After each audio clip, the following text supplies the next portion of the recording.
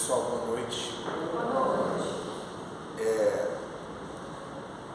Hoje eu queria falar com vocês sobre uma obra do Carlos Torres Pastorino. Carlos Torres Pastorino é o autor de um livro de cabeceira bem comum, um livro pequenininho que vendeu muito, chamado Otimismo em Gotas. E aí as pessoas compravam como livro de cabeceira para quando acordasse, abrir ele em alguma página e ter uma palavra de otimismo para poder suavizar um pouco o dia que começava. O Carlos Torres Pastorino era católico, trabalhava no Vaticano. E quando ele veio para o Brasil, brasileiro que era, ele teve contato com algumas obras espíritas e se encantou e se afastou da religião católica e passou a se dedicar ao espiritismo. As obras dele não são obras mediúnicas como as do Chico, mas são obras de um profundo estudo científico e filosófico.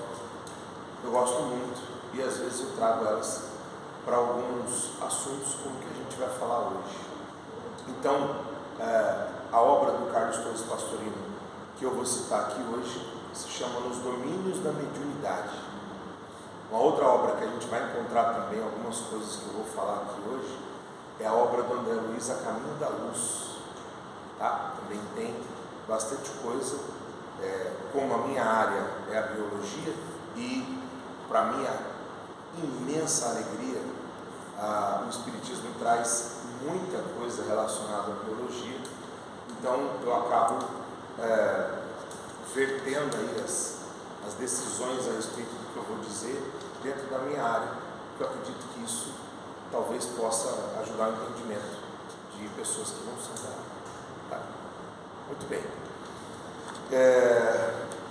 Nessa obra do Carlos Torres Pastorino, ele explica que no momento em que nós geramos pensamentos, esses pensamentos se espalham por todo o nosso corpo.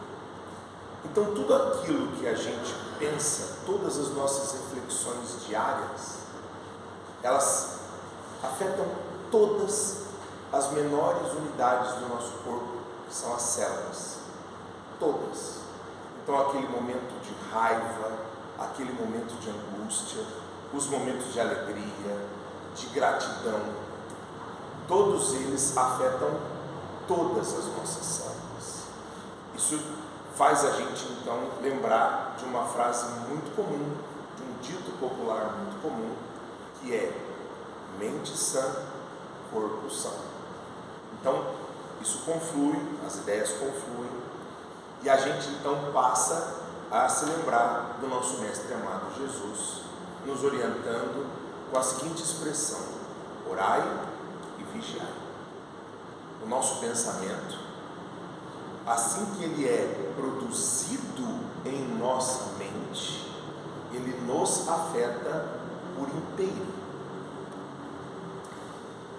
Imaginemos então uma condição em que uma mãe jovem, ainda com o seu filho no ventre, descobre a gestação que não era programada e passa então a pensar apenas nos intempéries que ela julga negativas daquela situação. Todos esses pensamentos, todas as concessões da qual ela vai ter que fazer, as situações e escolhas que ela vai ter que abrir mão por conta daquela nova vida que agora está a caminho e que dependerá dela para poder continuar aqui encarnada, faz com que ela brote então na sua tela mental e em todas as suas células más vibrações que podem trazer consequências drásticas não apenas a ela, mas também ao bebê. Aquele bebê que ainda possui uma quantidade de células muito pequenas, e ao longo dos meses, à medida em que a barriga dela aumenta, ela continua cultivando esses maus sentimentos. Assim que o bebê nasce, todas essas energias, esses fluidos produzidos pelas más tendências e maus sentimentos daquela mãe, agora permeiam as células do bebê. E aquele bebê então acaba se impregnando daquelas energias tão maléficas que a mãe meio que involuntariamente acabou produzindo. Saibamos nós que no Brasil mais de 90% das gestações não são desejadas. Mais de 90%. Há estudos mostrando isso. Então a nossa nação, uma nação de gente tão alegre, de pessoas que superam tantas dificuldades, ela é formada basicamente por pessoas encarnadas, cuja encarnação não foi programada aqui, por aquela pessoa que gestou aquela nova vida.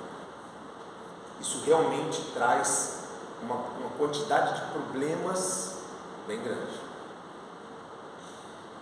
Quando a gente vai gestar um bebê, quando o encarne se consuma no evento da fecundação, André Luiz nos conta que aquela mãe, que ainda será uma mãe, já com o seu óvulo programado e pronto, recebe então uma quantidade pequena de células masculinas, apesar da quantidade de células masculinas ser muito volumosa após o ato sexual, apenas 15 ou 20 deles conseguem chegar próximos ao óvulo.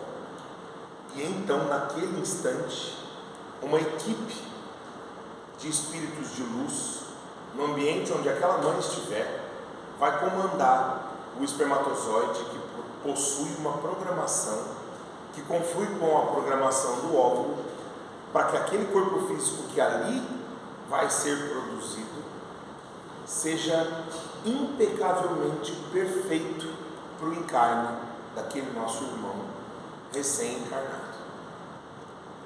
Nós não recebemos nada a menos ou a mais do que a gente precisa para poder passar esse pequeno tempo aqui encarnados, esse tempo de burilamento, esse tempo de transformação íntima, de reforma íntima que a gente sempre fala nas casas espíritas. Nosso corpo é impecável. Somos nós que não cuidamos direito dele. São falhas causadas por más tendências, por hábitos nocivos.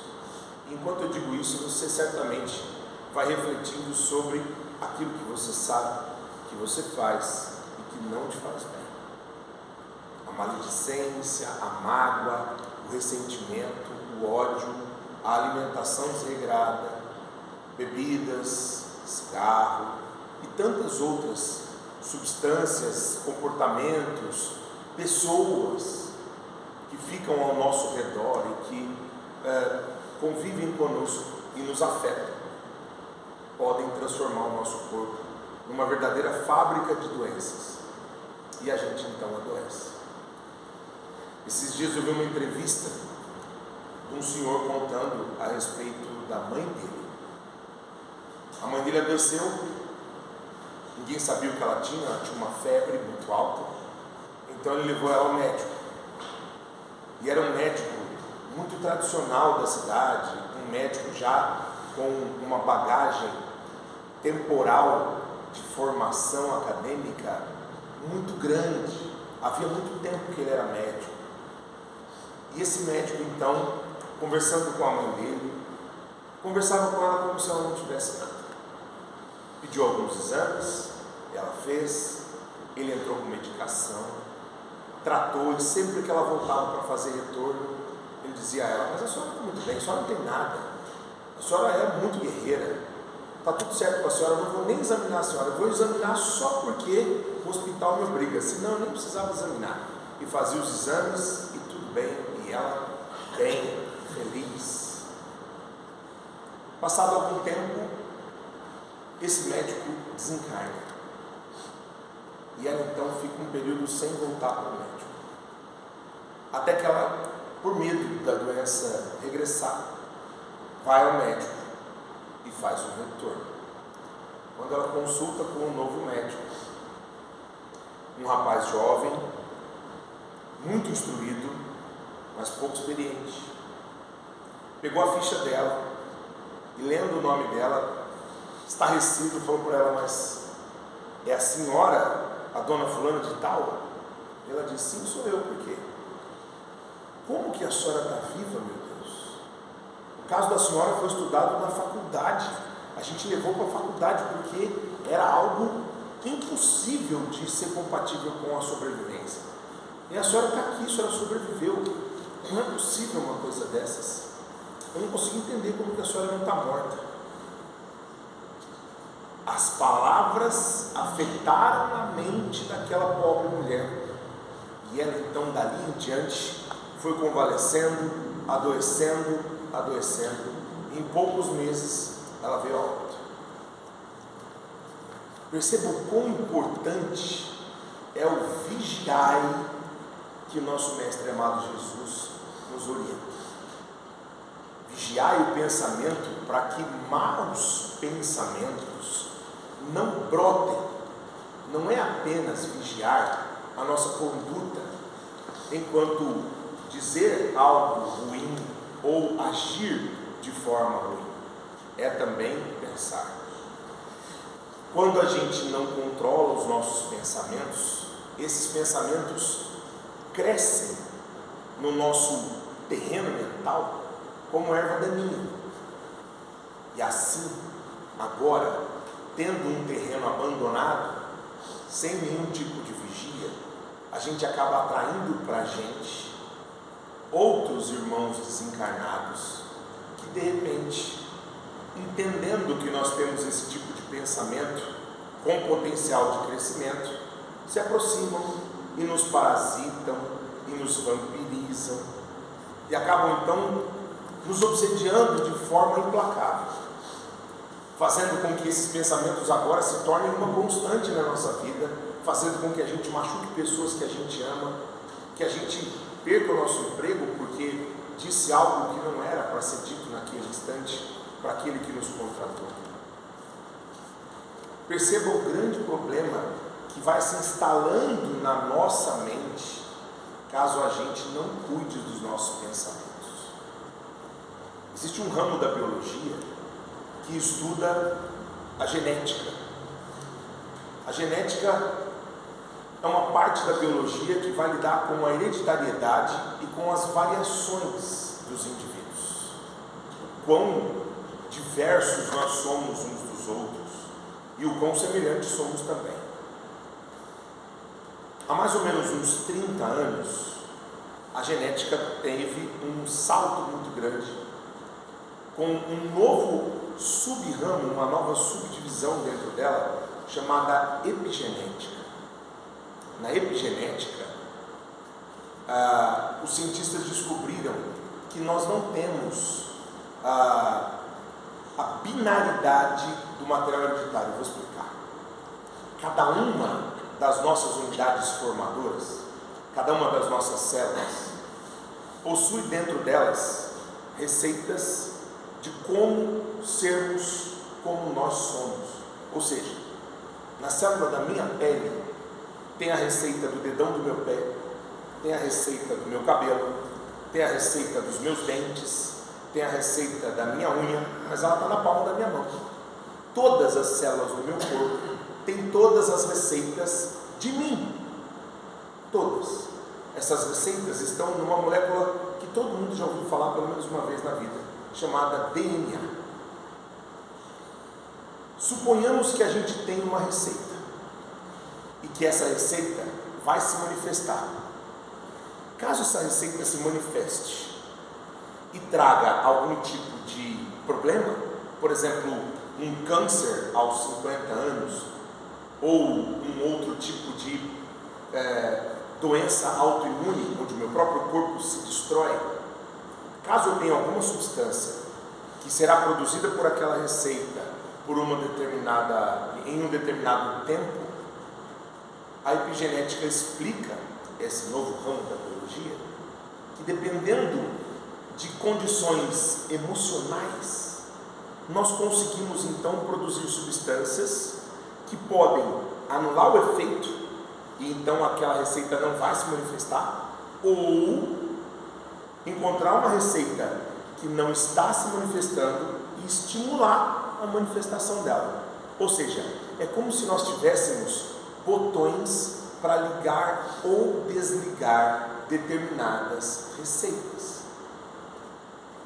Esses botões na epigenética se chamam metilações. Existe uma molécula chamada metila que ela gruda no DNA e ela pode então incentivar a produção ou inibir a produção da substância. Então agora vamos a um quadro espírita, onde o indivíduo ainda antes do desencarne, preparando todo o seu plano encarnatório, juntamente com a equipe, eles resolvem que aos 30 anos de idade ele perderia a visão, porque é algo que vai lhe ensinar uma lição valiosa, melhorando muito o burilamento dele, porque em outra vida ele usou os olhos para maldades. Então, de comum acordo com aquela equipe, houve a possibilidade da escolha desse tipo de evento. Aos 30 anos ele produziria uma substância que iria aumentar muito a pressão intraocular, gerando uma inflamação do nervo óptico chamada glaucoma. Ele não iria perceber, iria dormir enxergando e acordar cego. Isso foi programado no espermatozoide e no óvulo que geraram aquele corpo físico. Essa pessoa nasceu, cresceu e ao longo da vida dele, ele teve uma vida de muita benevolência, de muita caridade. Ele via a bondade das pessoas e ele se tornou uma peça fundamental na sociedade em que ele vivia. A perda de visão naquele momento não traria maior benefício do que a manutenção em estar enxergando para ele. É então que a espiritualidade, através da condução dessas metilações por vibrações eletromagnéticas produzidas pelos espíritos de luz, consegue desligar aquela programação. Então ele não fica mais cego aos 30 anos, como era previsto. Ou ele não desencarna aos 40 por um tumor cerebral, ou ele não é acometido por uma arma de fogo e desencarna instantaneamente. Tudo isso pode ter alteração na programação, desde que haja uma condução da vida do indivíduo, de forma que, se ele continuar aqui, ou se ele continuar fazendo o que ele faz, aquela lição, aquela dor, aquela nova condição, não lhe é tão benéfica quanto permanecer do jeito que está. Então eles falam, não, deixa mais um pouco, vamos esperar para ver se ele consegue resgatar o problema sem ter que passar por essa prova. Enfim, todos nós, então, temos condições até hoje de metilar este nosso DNA.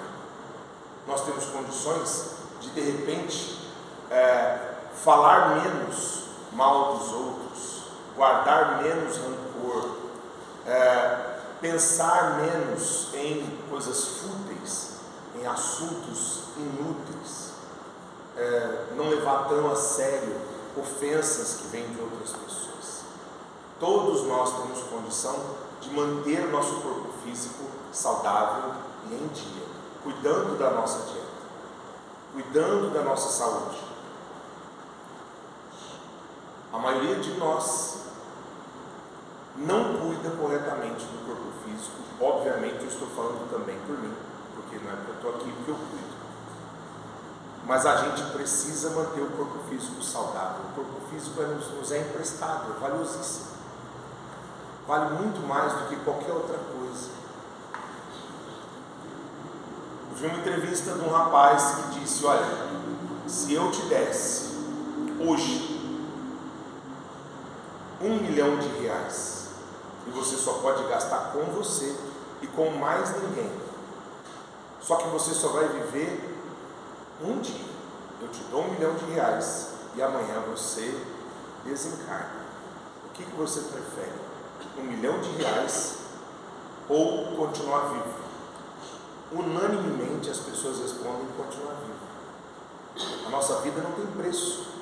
Então por que não cuidar bem do nosso corpo físico, aproveitar a nossa estadia aqui enquanto encarnados para poder trabalhar na seara do bem, na casa espírita, por exemplo, como a gente recebeu o convite aqui hoje de tantas atividades que a casa pratica.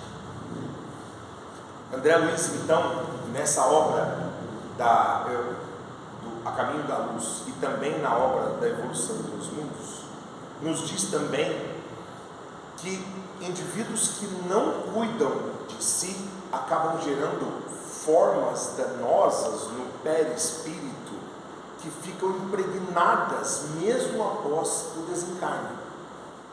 Numa sala de trabalho mediúnico que ele visitou, cada um dos médiuns ali trabalhando trazia consigo uma mazela. Um indivíduo que fazia uso do álcool, era possível enxergar na região do fígado dele, perispiritual, formas de vermes que estavam então se alimentando das energias vitais produzidas pelo órgão afetado pela bebida alcoólica.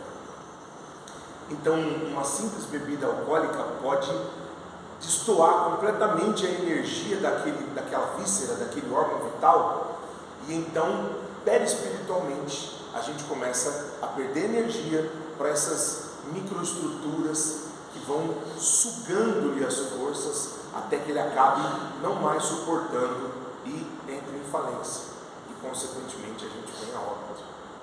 Uma outra mulher que tinha muito problema com maledicência tinha então chagas na região do pescoço e tantos outros problemas.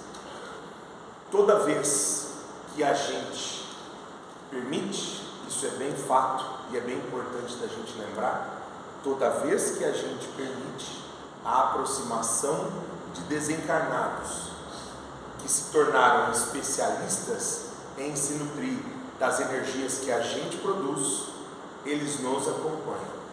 E muitas vezes a gente não consegue se livrar disso sozinhos. Nós vamos precisar do trabalho da casa espírita, de irmãos que possam ir até a nossa casa para poder organizar esse nosso irmão desencarnado e levar ele embora. Mas é de suma importância que a gente também mude a nossa conduta para que esse nosso irmão desencarnado não se aproxime de nós. Veja, se você é uma pessoa que tem uma boa conduta social, ou seja, você frequenta bons lugares, com pessoas que falam sobre ideias, com pessoas que têm hábitos saudáveis, essas são as pessoas que vão te acompanhar. Se você vai a lugares de pessoas que têm vícios, pessoas que não se preocupam em se cuidar, essas são as pessoas que vão nos acompanhar. Por mais que o nosso pensamento seja nosso, ele é visível no campo imaterial. E, portanto, é assim que a gente convida para andar conosco esses nossos irmãos desencarnados. Agora vejam todos nós o desperdício que é um dia da nossa vida que a gente não acordou, não convidou para estar ao nosso lado o nosso mentor e o nosso anjo de guarda. Eles estavam ali o tempo todo, mas a gente não ligou para eles. E eles ficam nos aguardando. Eles são designados para estarem conosco. E quantas vezes por dia a gente então permite uma comunicação com eles? Permite que eles possam nos intuir em formas de pensamento, para que naquele instante a gente possa tomar as melhores decisões, a gente possa manter o nosso pensamento em dia, seguindo as orientações do nosso mestre amado. Normalmente a gente não faz isso.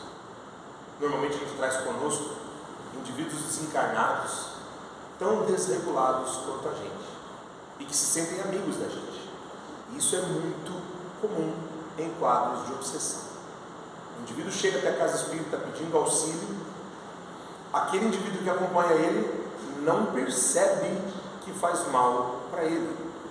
Aquele indivíduo normalmente diz: ele é meu amigo, por que eu não posso ficar com ele? Eu gosto de ficar com ele, ele é gente boa, eu gosto de ir com ele no lugar onde ele vai, de beber a bebida que ele bebe, de fumar o cigarro com ele. E aí você vai perguntar para mim: poxa, mas ele está desencarnado, ele não sente as coisas da terra. Então, vamos lá, a gente é espírito, a gente usa esse corpo físico para poder sentir as sensações do mundo, as sensações mundanas. A conexão entre esse corpo físico e nós, espíritos, é o sistema nervoso, é o nosso cérebro. As sensações do corpo, o paladar, o tato, o olfato, as sensações, as dores, elas chegam confluindo numa área do cérebro que é o tálamo. É ali que a gente abre canal para que esses irmãos produzam filamentos e se conectem na nossa região de recepção de sensações. Ou seja, é como se eu tivesse um rádio tocando uma música com um fone de ouvido, chega uma pessoa, eu tiro um dos fones de ouvido e empresto para ela. Nós dois vamos ouvir a mesma música. É assim. Os fios fluídicos produzidos por esse nosso irmão, que nos acompanha todos os dias, fazem com que ele possa sentir as sensações que nós sentimos. Qualquer tipo de desvio de conduta, tá? Estou falando aqui de bebida, cigarro, mas pode ter conotação sexual, pode ter inveja, orgulho, mágoa, qualquer tipo. Olhe para os seus amigos e veja o que você tem que atrai esses seus amigos. Certamente vai ter um amigo que te acompanha, encarnado, que gosta tanto quanto você gosta de um determinado assunto, e outro amigo que é para outro assunto. Tem um amigo de pesca, tem um amigo que joga futebol no final de semana, tem um amigo que gosta de ir em festas, tem um amigo que gosta de fazer um churrasco em casa. Então a gente tem vários amigos, cada um gosta de um modo de condução que a gente leva. Isso também acontece no plano desencarnado. Eles vão se aproximando e, como eles conseguem receber as sensações, a gente encontra isso de maneira muito bem descrita no livro do André Luiz, chamado poxa, não vou lembrar o nome do livro, Sexo e Destino. Muito obrigado. O pai da Marita tem um desencarnado que fica com ele, o Moreira. E aí, todos os dias, quando ele chega do trabalho, o Moreira está com vontade de sentir o gosto da bebida chamada whisky. Então, mesmo que o cara encarnado não queira tomar whisky, a vontade de tomar a bebida brota na mente dele, porque o desencarnado quer. E ele entende que aquilo é uma vontade dele, e não do outro, porque está vindo na mente dele. E ele vai até o barzinho da casa dele, e pega um copo, e toma o uísque. E quando ele toma o uísque, a sensação de beber aquela bebida alcoólica é distribuída entre os dois. Aquele indivíduo então que acompanha ele não vai permitir que ele pare de beber, a não ser que aconteça algum evento que melhore o indivíduo desencarnado, por exemplo, ou o encarnado. Mas no caso da obra do Sexo e Destino, quem melhora vigorosamente é o desencarnado, que passa então a trabalhar no bem, e o indivíduo encarnado também melhora. Certo? Portanto, meus queridos, todos nós temos potencial para ter uma vida longeva, cheia de oportunidades, cheia de condições de nos mantermos aqui bem, com menos sofrimento ao redor do nosso corpo físico. Cabe a nós o cuidado, o zelo com a máquina, que foi designada perfeitamente para nós. Tem alguma coisa no seu corpo que você não gosta? É difícil a gente falar isso depois de ouvir que o corpo é perfeito para a gente. Repense. Todas as partes do nosso corpo estão aqui para nos ensinar algo. Todas elas. Alguma deformidade, alguma marca, uma mancha de nascimento no antebraço. Todas elas. Algo a gente tem que aprender com todas. Então, que nós possamos manter o nosso corpo físico em dia, desligar as metilações do DNA que possam trazer problemas, doenças. Repare, pelo menos a minha experiência de vida me mostra isso. Eu não me lembro de outros tempos ouvi dizer que tantas pessoas desenvolveram algum tipo de câncer. A gente está passando por um evento em que o câncer está ficando mais comum do que era quando nós éramos mais jovens. É lógico que o diagnóstico melhorou muito, o acesso à medicina melhorou muito, mas a condição de zelo pelo corpo humano piorou muito, muito. E a gente acaba então deparando-se com vidas abreviadas porque houve um descaso. E agora vem a parte que eu vou tirar uma muleta importante da gente. Lembre-se, você sabe agora que o mau comportamento e os maus pensamentos podem destravar no seu corpo gatilhos que possam desenvolver doenças fatais. Portanto, estamos falando aqui de uma modalidade de suicídio. Logo, se a maledicência foi algo que permeou o nosso dia a dia, e isso fez com que nós desenvolvêssemos alguma doença que nos levou à morte, abreviando o nosso processo encarnatório, lembre-se do primeiro capítulo do Nosso Lar, quando André Luiz desencarna e num umbral mais grosso um pouco do que esse que a gente está. Todos o condenam, dizendo: suicida, suicida. E ele não havia cometido suicídio direto, suicídio rápido, enforcamento, qualquer outra modalidade. Ele adoeceu porque ele teve um mau comportamento, porque ele não cuidou corretamente do corpo físico dele. Será que nós, agora sem essa muleta da ignorância desse tipo de assunto, vamos melhorar a nossa saúde física para que ao desencarnarmos não tenhamos que nos deparar com uma horda de desencarnados apontando o dedo para nós e nos acusando de suicidas? Será que a gente vai ter forças para fazer essa transformação? Não sei. Eu vou finalizar pedindo para que cada um de nós tenha forças, tenha compaixão pelo próximo e se una nessa filosofia que a gente traz no coração, tão importante e que muitas vezes a gente deixa na gaveta e põe ela em prática em alguns eventos, quando a gente vem aqui, quando a gente vai em algum outro lugar.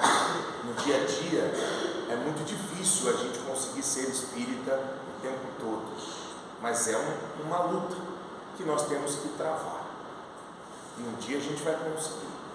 Quando me perguntam se eu sou espírita, eu tenho que responder: eu tento. Pode ser que nas últimas encarnações nem tentar eu tentei, nessa eu estou tentando. Não é fácil para a gente.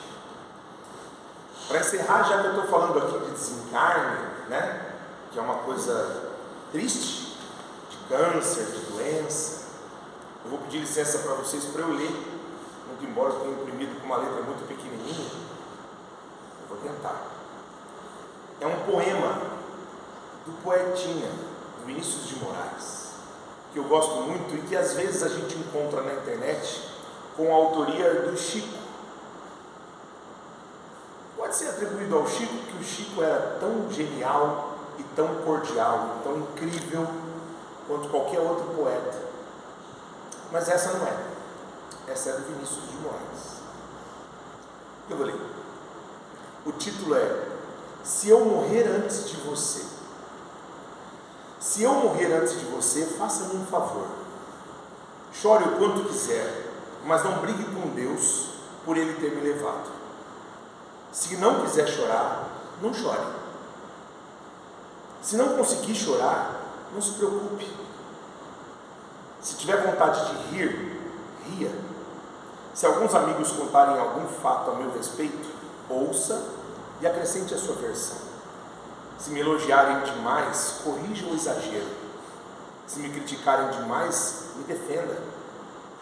Se me quiserem fazer um santo só porque morri, mostre que eu tinha um pouco de santo, mas estava longe de ser o santo que me pinta. Se me quiserem fazer um demônio, mostre que eu talvez tivesse tido um pouco de demônio, mas que a vida inteira eu tentei ser bom e amigo. Se falarem mais de mim do que de Jesus Cristo, chame a atenção deles. Se sentir saudade e quiser falar comigo, fale com Jesus e eu ouvirei. Espere estar com Ele o suficiente para continuar sendo útil a você lá onde estiver. E se tiver vontade de escrever alguma coisa sobre mim, diga apenas uma frase: foi meu amigo, acreditou em mim e me quis mais perto de Deus. Aí então derrame uma lágrima. Eu não estarei presente para enxugá-la, mas não faz mal. Outros amigos farão isso no meu lugar. E vendo-me bem substituído, irei cuidar da minha nova tarefa no céu. Mas de vez em quando dê uma espiadinha na direção de Deus. Você não me verá, mas eu ficaria muito feliz vendo você olhar para Ele. E quando chegar a sua vez de ir para o Pai, aí sem nenhum véu a separar a gente, vamos viver em Deus a amizade que aqui nos preparou para Ele. Você acredita nessas coisas? Sim? Então ore para que nós dois vivamos como quem sabe que vai morrer um dia e que morramos como quem soube viver direito. A amizade só faz sentido se traz o céu para mais perto da gente e se inaugura aqui mesmo no seu começo. Eu não vou estranhar o céu, sabe por quê? Porque ser seu amigo já é um pedaço dele. Muito obrigado, que Jesus nos abençoe e que tenhamos olhos de vê-lo, ouvidos de ouvi-lo e que possamos sempre juntos caminhar em busca da nossa reforma.